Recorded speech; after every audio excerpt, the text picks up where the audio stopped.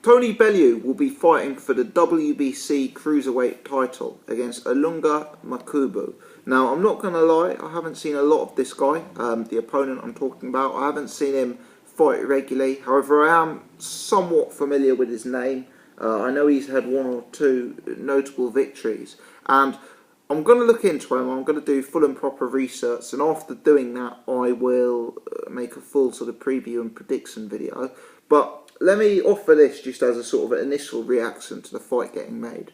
I have long suspected that Tony Bellew would struggle to bridge the gap between European and world level at cruiserweight. You know, for me, Tony Bellew is a guy who is very, very limited technically. He is a very poor defensive fighter for the level he fights at. And his defence is very, very open. He eats the jab all too regularly. Even against opponents of lower quality. You know, look at Mateusz Masternek last time out, who's a solid enough fighter but fairly basic in terms of elite level technique. You know, he was peppering Tony Bellew with the jab, and every time he got that jab going, Bellew didn't really deal with it, to be honest. So I think Tony Bellew's defence and defensive frailties are the key issue that will stop him from going from European to world level. I believe when you've got a guy like Bellew, who in my opinion isn't the most athletic, is quite wide and inaccurate, and when you combine that with a leaky defence, that tends to get picked up when you move to world level, and it's going to be very, very hard for him, in my opinion, to win a fight against a genuine world-class cruiserweight with those deficiencies in his game. Now, for me, what seems remarkable is these deficiencies have been very, very obvious in Tony Bellew's game for a very long time. But I have not personally noticed any adaptations, any evolution to his game that suggests that they have recognised this in training and are looking to address those flaws with his in-ring performances. The inaccuracy remains, the defensive frailties remain, even the basics of like holding your hands up in front of your chin is not fully there when it comes to Tony Bellew.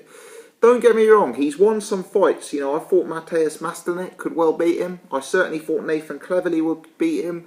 You know, Tony Bellew is overperforming my expectations in the last couple of fights.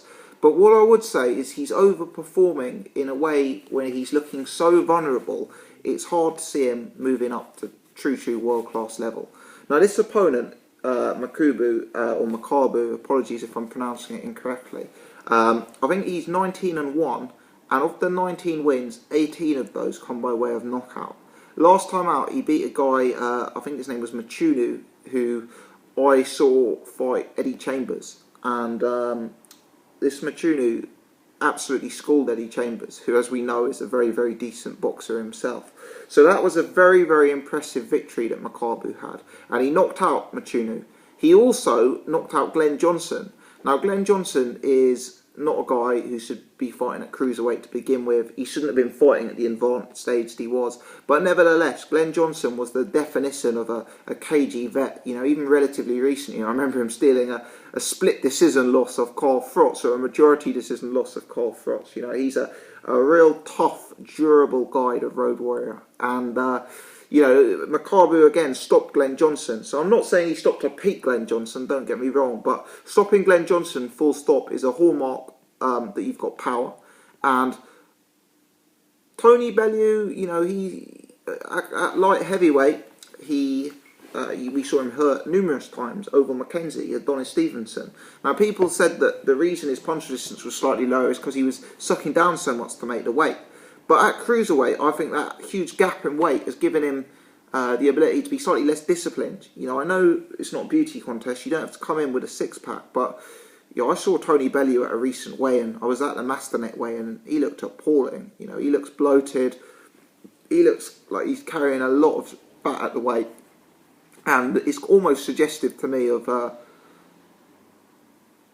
well, perhaps a lack of discipline, let's put it that way. So I do feel that when Bellew starts getting hit by a cruiserweight of world-class level who can exploit those gaps and have world-class cruiserweight power, I've always thought that Tony Bellew would get knocked out.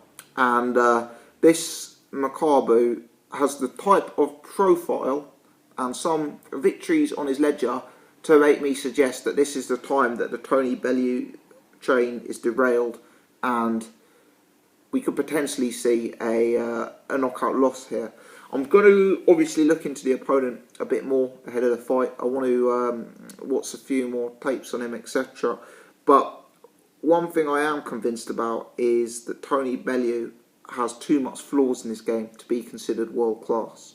And assuming this opponent has as much class as his record and reputation suggests, I think it's going to be a real tough night for Tony Bellew. And I know Bellew wants to fight for a world title. I think business-wise, there would have been more attractive fights out there than this particular fight for him.